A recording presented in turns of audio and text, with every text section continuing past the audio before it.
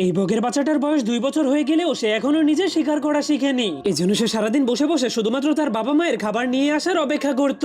একদিন তার বাবা অনেক বড় একটা মাছ ধরে আনলে সেটা দেখে তার জিহ্বায় পানি চলে আসে, কিন্তু তখনই তার বাবা সেই মাছটাকে উপরে ছুঁড়ে মেরে নিজেই খেয়ে ফেলে, কারণ তার বাবা চাইছিল যে তার বাচ্চাটা নিজে নিজেই শিকার করা শিখুক। কিন্তু সেই বকের বাচ্চাটা সারাদিন কষ্ট করে ক্ষুধার্ত থাকলেও নিজে কখনোই শিকার করার চেষ্টা করতো না, যা দেখার পর তার বাবা মা অনেক মন খারাপ করে বাধ্য হয়ে তার জন্য খাবার খুঁজতে চলে যায়। কিন্তু আসল সত্য হলো সেই বকের বাচ্চাটা শিকার করা আগেই শিখে গিয়েছিল।